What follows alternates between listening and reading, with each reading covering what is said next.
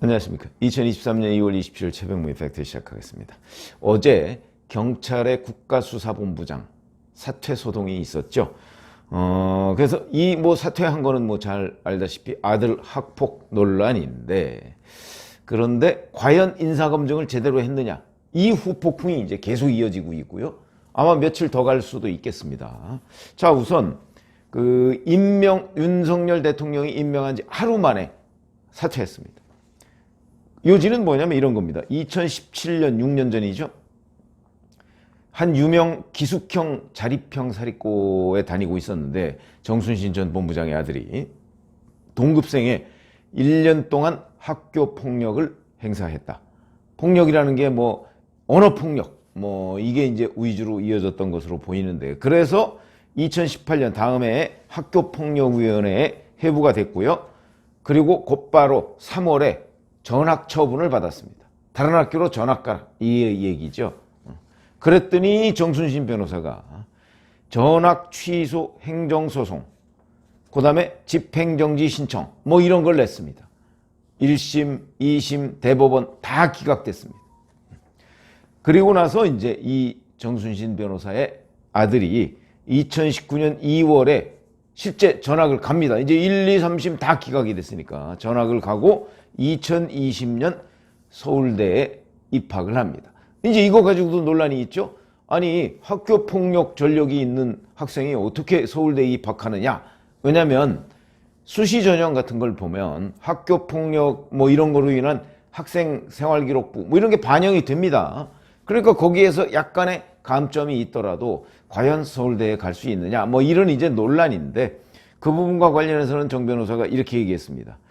수능 100%로 하는 정시 전형에 입학을 했다. 왜냐하면 정시 전형에는 그게 없다. 이런데 물론 정시 전형에도 학교 측이 요구하면 그러면 자료를 내도록 돼 있는데, 학교 측이 예를 들어서 요구를 안 했다면, 왜냐면 학교 측은 모든 학생의 뭘 내라 이렇게 할 수는 없을 수도 있겠다. 그러니까 이거는 따져봐야 되는 문제지만 여하튼 서울대에 입학했다. 그래서 지금 재학 중이다. 이런 얘기인데, 5년 전에 KBS에서 바로 이 문제를 보도한 적이 있다고 합니다.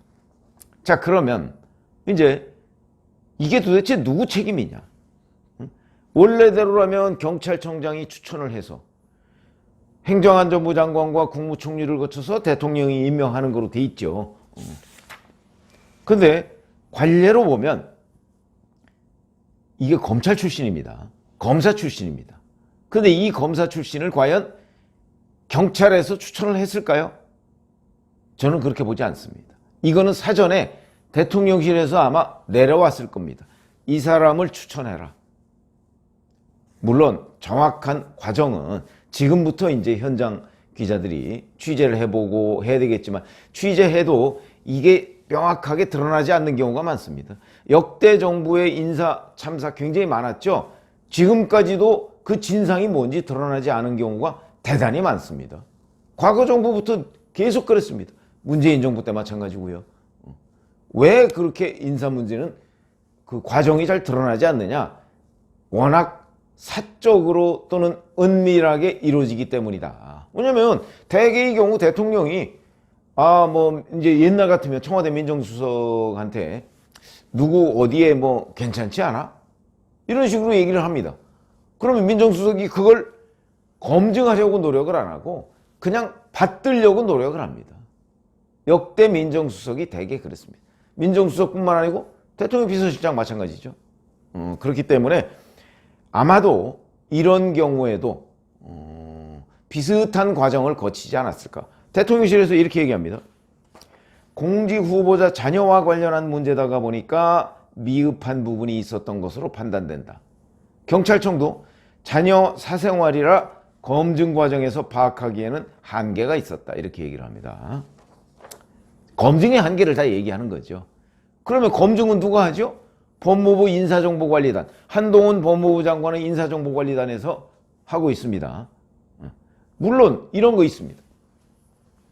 자, 전혀 모르던 내용이다.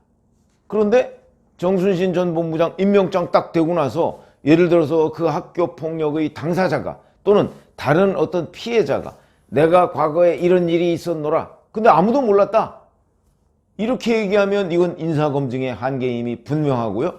어찌 보면 그런 경우에는 정순신 전 본부장이 꼭 책임져야 되느냐?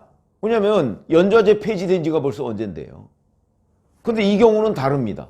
왜? 우선 6년 전에 KBS에 보도된 적이 있고 그거 안 봤을 수는 있지만 최소한도 검증은 했을 거 아닙니까? 보도된 적이 있고 그 다음에 또 하나 이게 뭐 자녀 사생활 뿐만 아니고 자녀 사생활이 정순신 변호사 본인의 문제로까지 연결되어 있습니다. 뭐냐? 전학 처분을 하니까 아버지가 그거 가서 뭐 취소 소송하고 뭐 1, 2, 3심 다 기각당하고 이렇게 된 거 아닙니까? 아버지가 개입된 거죠. 그렇기 때문에 이거는 다른 검증의 한계로 설명할 수 있는 내용은 아니다. 이렇게 생각이 들고요. 자, 검증이라는 거는 그런 기존 공개된 자료뿐만 아니라 가끔 보면 평판조회 같은 거 충분히 합니다. 더군다나 지금 정순신 변호사는 윤석열 대통령하고 대검, 서울중앙지검에서 같이 근무했고요.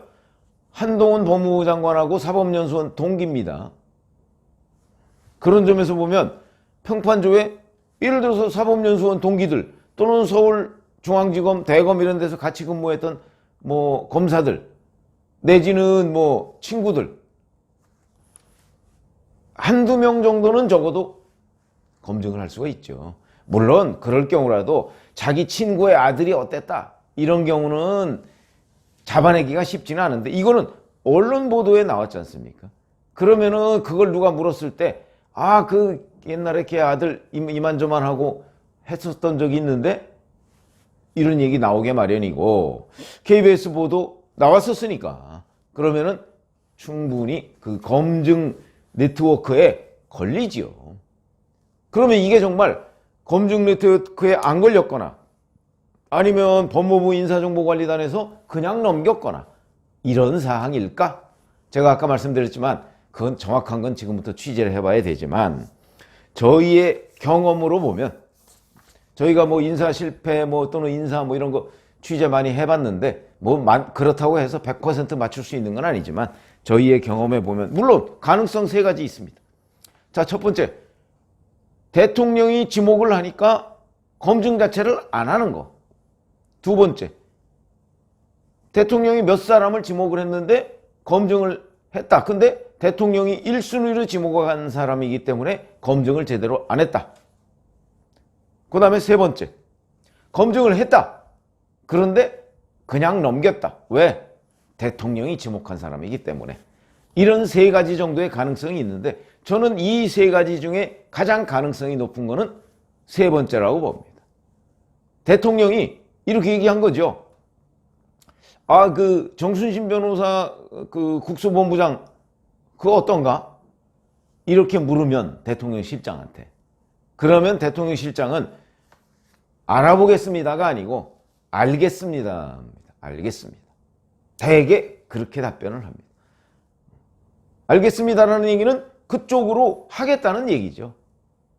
그렇게 되면 이제 이런 뜻이 그 뭐 경찰청이든 뭐 아니면 법무부든 내려갑니다.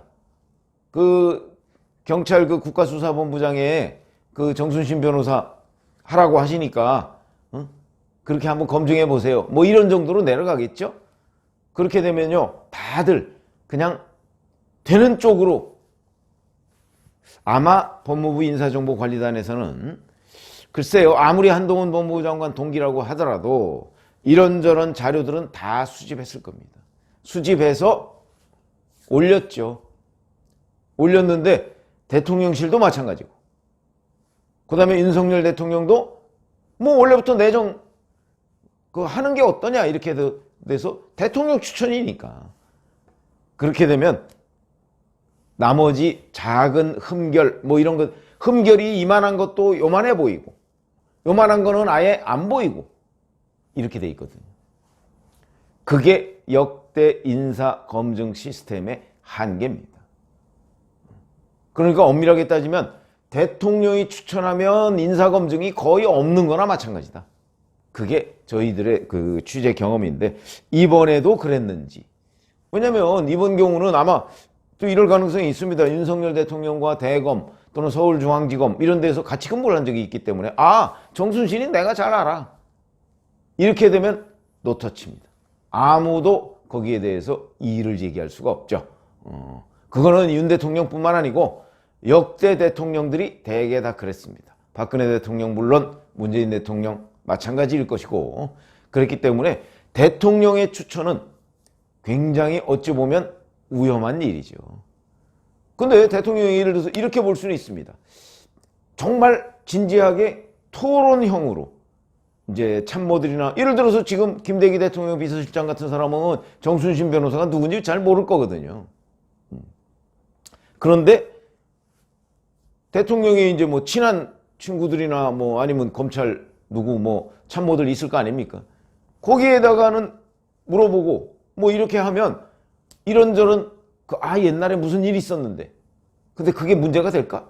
이런 것들이 충분히 나올 수 있을 거라고 봅니다. 결국은 대통령이 본인이 마음속에 점 찍어 놓은 사람, 이 사람을 정말 해도 되는지 이런 문제에 대한 참모들이라는 게 뭐 공식적인 참모뿐만 아니고 여러 참모들이 있을 수 있죠. 그런 사람들의 의견을 얼마나 종합적으로 듣고 된다 싶으면 그것도 검증을 이런 사람 해보면 어때가 아니고 몇 사람 넣는 거죠.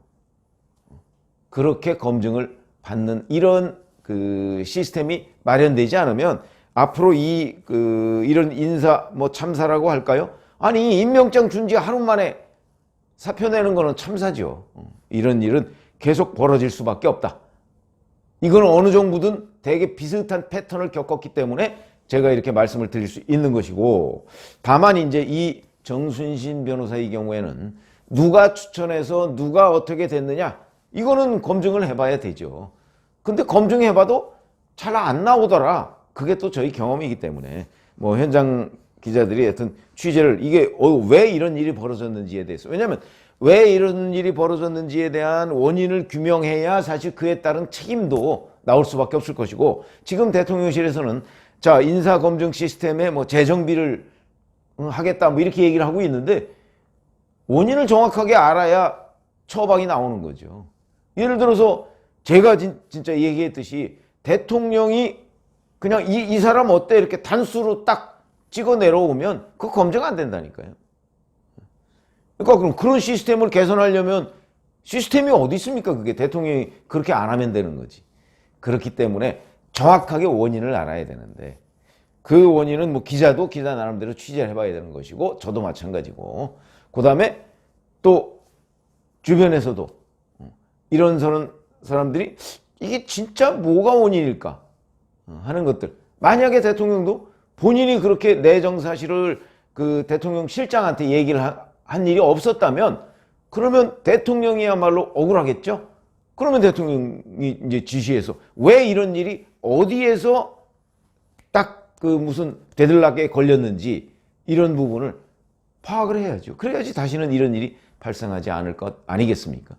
그런 점에서 보면 저는 나름대로 그 과거의 취재 경험을 가지고 말씀을 드린 것이지만 지금 정순신 변호사의 경우에는 뭐 또 다를 수도 있으니까 새롭게 한번 취재를 해봐야 되겠다 이런 말씀을 드립니다.